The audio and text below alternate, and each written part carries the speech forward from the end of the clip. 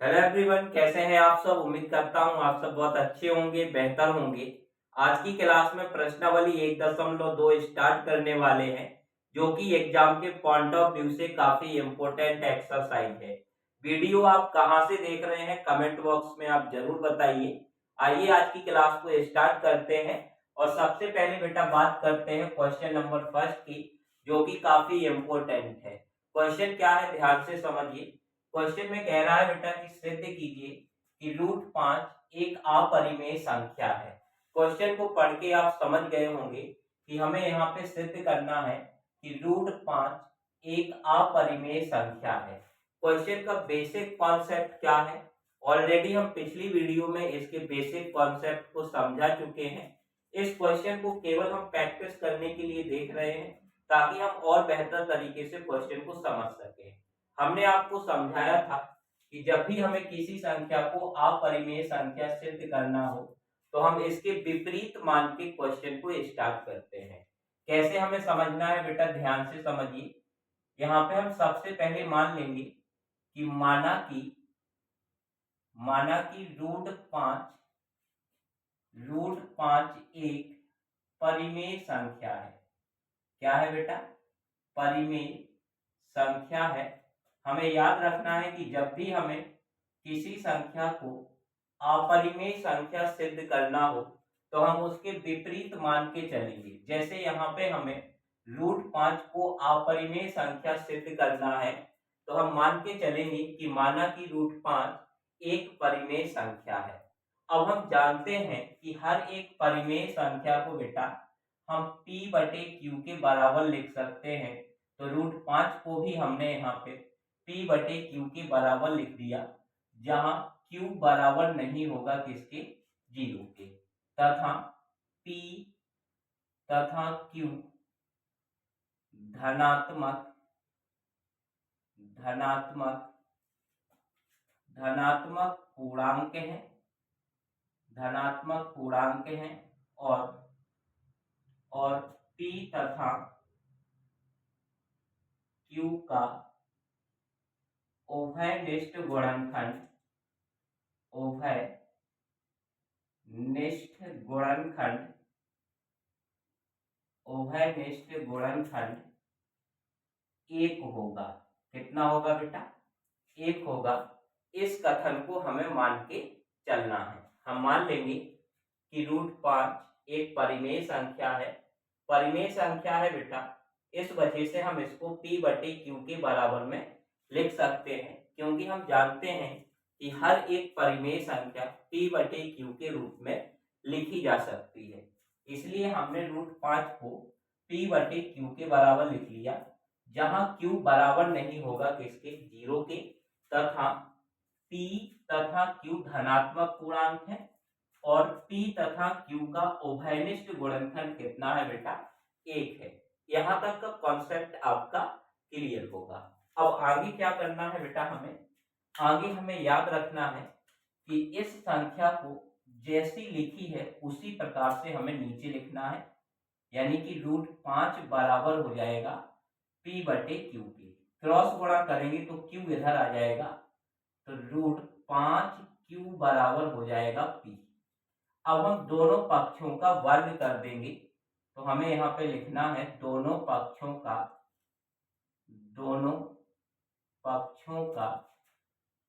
वर्ग करने पर। क्या करना है बेटा? वर्ग करने पर। अब हम दोनों पक्षों का यहाँ पे वर्ग करेंगे, तो √5q का होल स्क्वायर बराबर हो जाएगा p स्क्वायर के। √5 का वर्ग करोगे तो कितना मिलेगा बेटा? 5। q का वर्ग करोगे तो कितना हो जाएगा? q स्क्वायर बराबर p स्क्वायर। इसे नाम देंगे समीकरण नंबर 1। क्या नाम देंगे बेटा? समीकरण नंबर 1 नाम देंगे। अब आप यहाँ पे ध्यान से देखोगे कि 5 p स्क्वायर को विभाजित करता है, तो हम लिखेंगे क्योंकि 5 p स्क्वायर को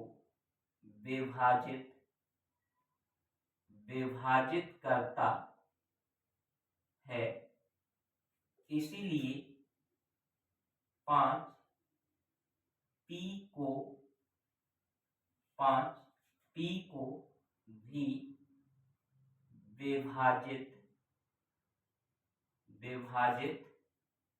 करेगा। जब बेटा p स्क्वायर को 5 p स्क्वायर को विभाजित कर रहा है, इसका मतलब है कि 5 p को भी क्या करेगा, विभाजित करेगा। तो यहां तक का कॉन्सेप्ट आपका क्लियर होगा। अब आगे क्या करना है बेटा, आगे हम यहाँ पे मान लेंगे कि माना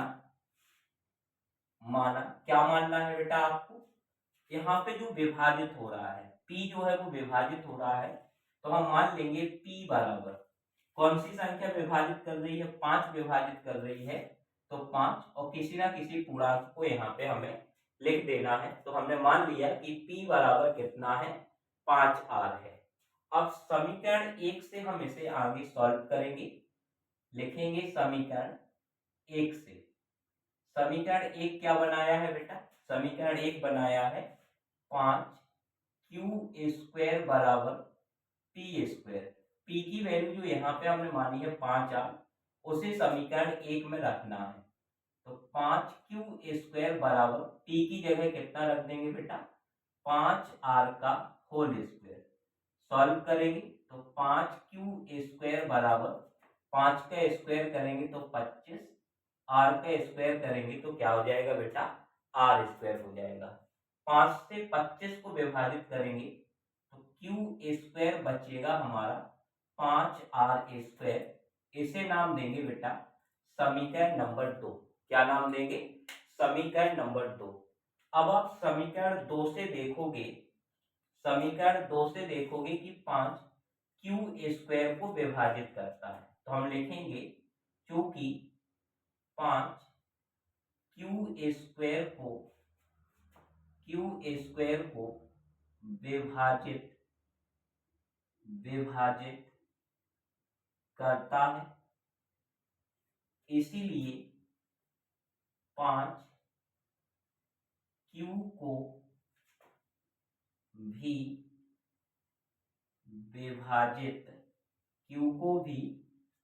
विभाजित करेगा।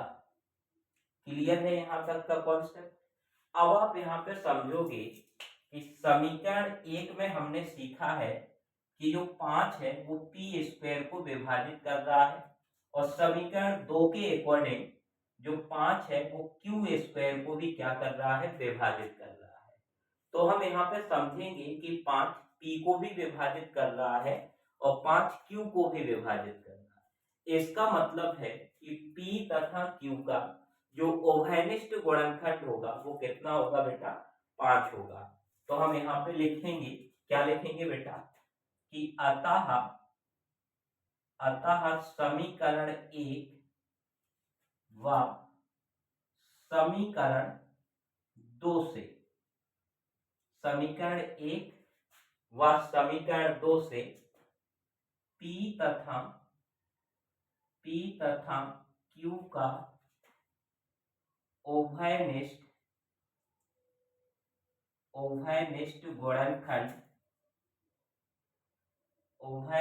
गुणनखंड 5 है। कितना है बेटा, 5 है, क्योंकि 5 p को भी विभाजित कर रहा है और 5 q को भी विभाजित कर रहा है, इसलिए p और q का उभयनिष्ठ गुणनखंड कितना होगा, 5 होगा। लेकिन हमने अवधारणा क्या बनाई थी, हमने अवधारणा बनाई थी कि p तथा q का उभयनिष्ठ गुणनखंड कितना है बेटा, 1 है। तो हम यहाँ पे लिखेंगे कि अतः हमारी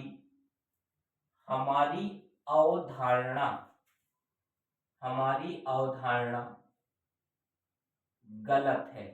हमारी अवधारणा कैसी है बेटा, गलत है, क्योंकि हमने अवधारणा बनाई थी कि p तथा q का उभयनिष्ठ गुणनखंड 1 है, लेकिन p तथा q का उभयनिष्ठ है कितना, 5, इसलिए अतः हमारी अवधारणा क्या है, गलत है। और √5 एक अपरिमेय संख्या है। √5 एक अपरिमेय संख्या है। इस प्रकार से हमें इस क्वेश्चन को जो है वो सॉल्व करना है बेटा। काफी इंपॉर्टेंट क्वेश्चन है, केवल क्वेश्चन के कॉन्सेप्ट को हमें समझना है और सिद्ध करने का जो तरीका है उसको हमें समझना है। आपको याद रखना है हर एक स्टेप में हमने क्या किया है, वैसे ही आपको एक दो क्वेश्चन प्रैक्टिस करने हैं। यदि आप क्वेश्चन को प्रैक्टिस करेंगे तो आपके कॉन्सेप्ट भी क्लियर होंगे और जो डाउट होंगे वो भी आपके निकल के आएंगे। किसी भी डाउट के लिए डिस्क्रिप्शन में हमारा नंबर दिया गया है, आप व्हाट्सएप मैसेज कर सकते हैं, अपने डाउट को कॉल करके भी क्लियर कर सकते हैं। तो उम्मीद है कि आपका पहला क्वेश्चन क्लियर होगा। यदि कोई डाउट है तो आप कमेंट बॉक्स में हमें जरूर बताइए। आइए अब हम बात करते हैं सेकंड क्वेश्चन की। आइए अब हम बात करते हैं सेकंड क्वेश्चन की, जो कि काफी इंपॉर्टेंट क्वेश्चन है। क्वेश्चन को ध्यान से समझिए बेटा। यदि आप क्वेश्चन को बेहतर तरीके से समझ पा रहे हैं तो मैथ आपकी कभी भी कमजोर नहीं रहेगी। केवल क्वेश्चन को ध्यान से समझिए और खुद से प्रैक्टिस कीजिए ताकि आपके कॉन्सेप्ट क्लियर हो। आप देख सकते हैं कि सेकंड क्वेश्चन है, सिद्ध कीजिए कि 3 + 2√5 एक अपरिमेय संख्या है। क्या करना है बेटा, हमें सिद्ध करना है कि 3 + 2√5 एक अपरिमेय संख्या है। काफी इंपॉर्टेंट क्वेश्चन है।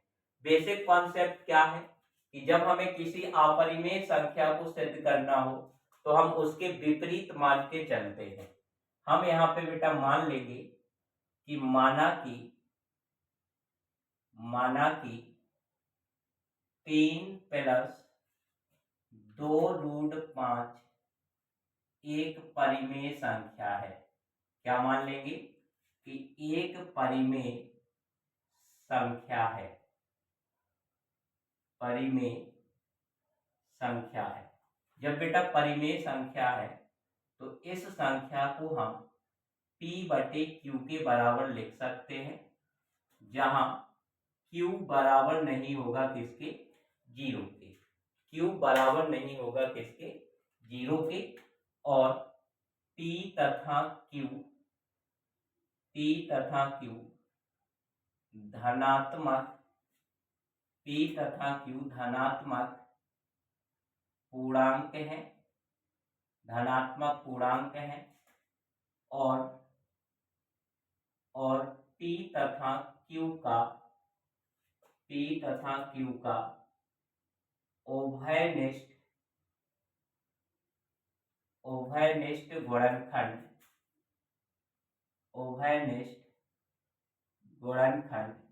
1 होगा।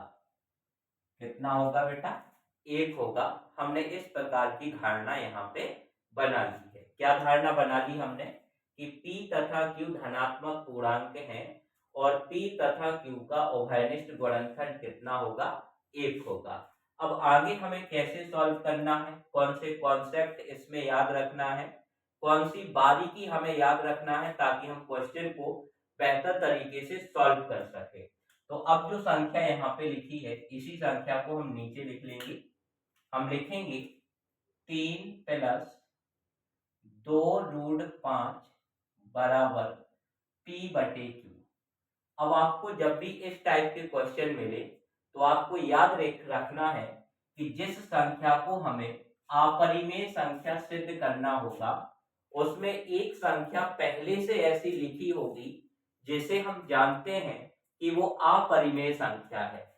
जैसे इस संख्या में आप देख के बताइए कि कौन सी संख्या को आप पहले से जानते हैं कि वो अपरिमेय संख्या है। तो आप कहोगे सर √5 जो है वो अपरिमेय संख्या है। तो हम क्या करेंगे कि इस √5 को सेपरेट करना है, यानी कि अलग रखना है और बाकी सब संख्याओं का पाठ्यांतर करना है। तो हम यहाँ पे लिखेंगे 2√5। 3 का पक्षांतर करेंगे तो अभी प्लस में है, किसमें हो जाएगा बेटा, P/Q -3। इसके बटे में 1 मान के सॉल्व करेंगे तो 2√5 बराबर हो जाएगा P - 3Q/Q। Q एलसीएम लिया और सॉल्व किया तो P 3q बटे में क्या आ जाएगा, q आ जाएगा। 2 का पक्षांतर करेंगे तो यहाँ पे बचेगा √5 बराबर p माइनस 3q बटे 2q हो जाएगा। तो यहाँ तक का जो कॉन्सेप्ट है वो आपका क्लियर होगा। केवल इतना ही हमें सॉल्व करना है। अब जो कॉन्सेप्ट हम लिखने वाले हैं उसको हमें ध्यान से समझना है। तो हम लिखेंगे p तथा q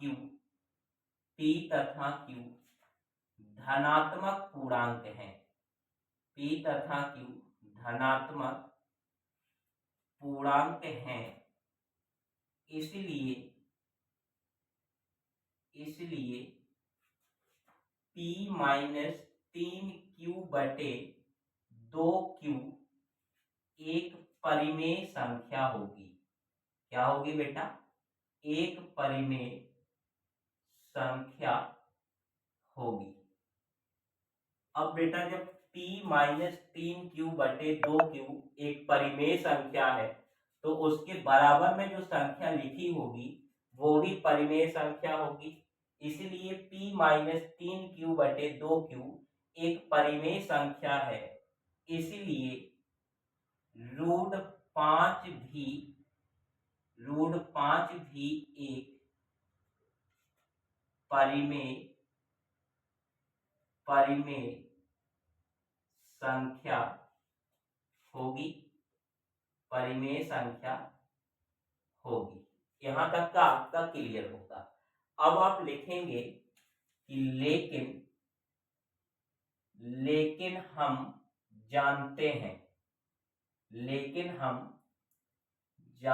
हैं कि √5 एक अपरिमेय संख्या है। क्या है बेटा, अपरिमेय संख्या है। अतः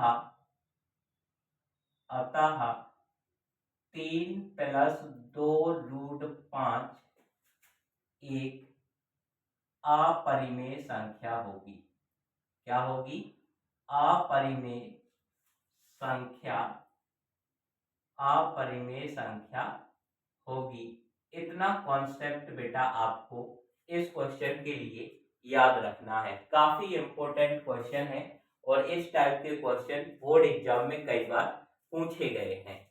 आप चाहो तो इसका स्क्रीनशॉट ले सकते हो और आप नोट्स जरूर बनाइए। तो उम्मीद है कि हर एक कॉन्सेप्ट आपका क्लियर होगा। आइए अब हम बात करते हैं क्वेश्चन नंबर 3 की, जो कि काफी इंपॉर्टेंट क्वेश्चन है और इसमें अलग अलग प्रकार के 3 क्वेश्चन हमें दिए गए हैं। क्वेश्चन क्या है, क्वेश्चन को ध्यान से समझिए। क्वेश्चन कह रहा है कि सिद्ध कीजिए कि निम्नलिखित संख्याएं अपरिमेय हैं। नीचे जो संख्याएं लिखी हैं इन संख्याओं को हमें सिद्ध करना है कि अपरिमेय संख्याएं हैं। अब यदि आप क्वेश्चन को ध्यान से देखोगे तो हमने इस प्रकार का क्वेश्चन पीछे पढ़ रखा है, आसानी से आप पर बनेगा।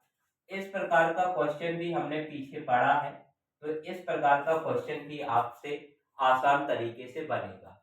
पहले क्वेश्चन को ध्यान से देखोगे तो 1/√2 लिखा है।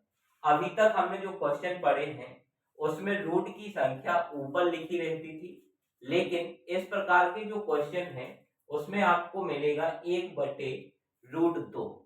इसको कैसे सिद्ध करेंगे, ध्यान से समझिए। तो सबसे पहला काम वही है कि हम विपरीत मान के चलेंगे, यानी कि उल्टा मान लेंगे। तो हम मानेंगे कि माना कि 1/√2 एक परिमेय संख्या है। क्या है बेटा, एक परिमेय संख्या है। जब बेटा परिमेय संख्या है तो 1/√2 को हम p/q के बराबर लिख सकते हैं, जहां q बराबर नहीं होगा किसके, 0 के। तो ये कॉन्सेप्ट आपका क्लियर होगा। और p तथा q धनात्मक पूर्णांक हैं। p तथा q धनात्मक पूर्णांक हैं, क्या है बेटा, धनात्मक पूर्णांक है। और P तथा Q का उभयनिष्ठ गुणनखंड 1 होगा। कितना होगा बेटा, उभयनिष्ठ गुणनखंड कितना होगा, 1 होगा। अब आगे क्या करना है हमें, 1/√2 बराबर हो जाएगा P/Q के। इसे सॉल्व करेंगे यानी कि क्रॉस गुणा करेंगे तो क्या हो जाएगा बेटा, Q बराबर √2P। अब दोनों पक्षों का वर्ग करने पर, दोनों पक्षों का वर्ग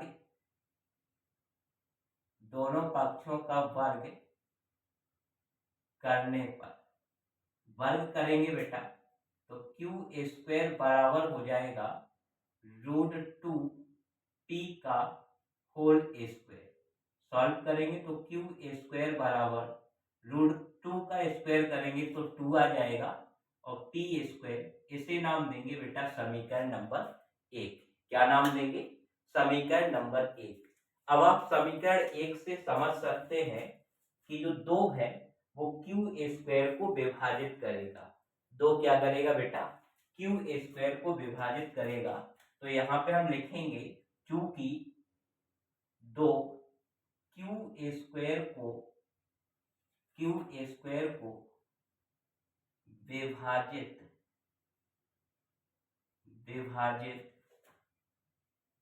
करता है, इसीलिए 2 Q को भी विभाजित करेगा। Q को भी क्या करेगा बेटा, विभाजित करेगा। तो यहां तक का कॉन्सेप्ट आपका क्लियर होगा। अब हम यहाँ पे मान लेंगे, क्या करेंगे बेटा, मान लेंगे कि माना क्या मानना है हमें, यहाँ पे Q विभाजित हो रहा है तो Q बराबर कौन सी संख्या विभाजित कर रही है बेटा, 2 विभाजित कर रही है तो 2 और साथ में किसी पूर्णांक को लिखना है। तो हमने मान लिया कि Q बराबर है कितना बेटा, 2R। अब समीकरण 1 से हम आगे सॉल्व करेंगे, लिखेंगे समीकरण 1 से। समीकरण 1 क्या बनाया है बेटा, Q² बराबर 2P²। Q का मान यहां से हमें रखना है तो Q की जगह हम रख देंगे 2R का होल स्क्वायर बराबर 2P का स्क्वायर। सॉल्व करेंगे तो 2 का स्क्वायर हो जाएगा बेटा 4, जे R² बराबर 2P²। 2 से 4 को विभाजित करेंगे तो 2R² बराबर हो जाएगा P²। इसका नाम देंगे समीकरण नंबर 2। क्या नाम देंगे, समीकरण नंबर 2। और अब आप देख सकते हो समीकरण 2 में कि 2 P² को विभाजित कर रहा है। तो चूंकि 2 P² को विभाजित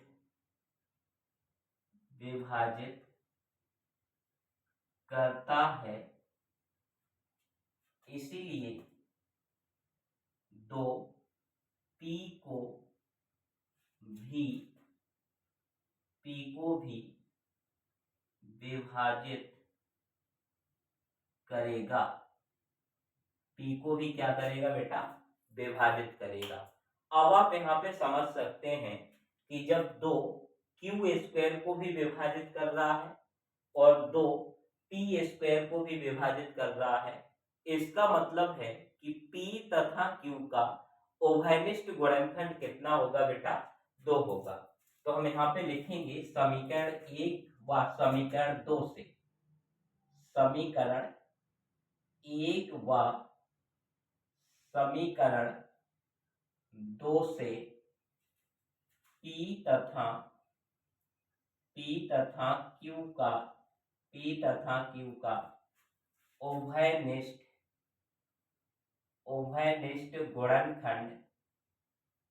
उभयनिष्ठ गुणनखंड 2 है।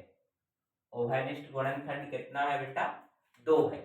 लेकिन हमने धारणा क्या बनाई थी, हमने धारणा बनाई थी कि P तथा Q का उभयनिष्ठ गुणनखंड 1 होगा। हमारी अवधारणा क्या थी कि P तथा Q का उभयनिष्ठ गुणनखंड 1 होगा, लेकिन सॉल्व करने के बाद हमें पता चलता है कि P तथा Q का उभयनिष्ठ गुणनखंड कितना है बेटा, 2 है। अतः हमारी अवधारणा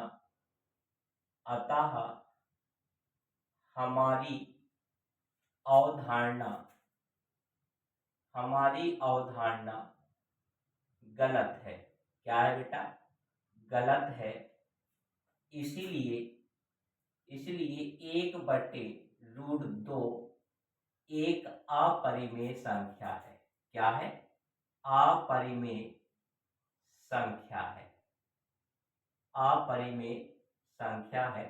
इस प्रकार से आपको क्वेश्चन को सॉल्व करना है। यदि आप इस प्रकार से सॉल्व करेंगे तो आपका प्रदर्शन भी अच्छा रहेगा और आपको अच्छे मार्क मिलेंगे। इसके बाद यदि हम दूसरे क्वेश्चन की बात करें तो इस प्रकार का क्वेश्चन पहले भी आप पढ़ चुके हैं, तो कोशिश कीजिए कि 7√5 को खुद से प्रूव कर सके।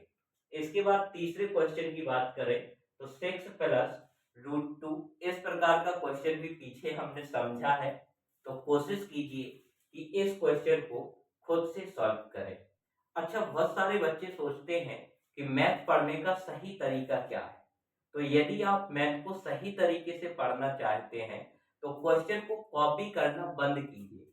नॉर्मल बच्चे क्या करते हैं कि या वो किसी कोचिंग में पढ़ने जाएंगे या ऑनलाइन पढ़ेंगे, तो टीचर क्वेश्चन को सॉल्व करेगा, वो बच्चे उसे कॉपी करके अपने रफ में लिखते रहते हैं। ऐसा आप मत कीजिए, आप कोशिश कीजिए क्वेश्चन को खुद से सॉल्व करने की। यदि आप क्वेश्चन को खुद से सॉल्व करेंगे तो आपकी मेमोरी भी बढ़ेगी और सॉल्व करने की जो क्षमता है वो भी आपकी बढ़ेगी। तो प्रश्नावली 1.2 आपका कंप्लीट है। दैट मीन्स पहला अध्याय वास्तविक संख्याओं का जो चैप्टर है वो हमारा कंप्लीट हो गया है। अब हमें समझना है सेकंड चैप्टर, तो उसे हम किसी नेक्स्ट वीडियो से स्टार्ट करेंगे। तब तक के लिए धन्यवाद।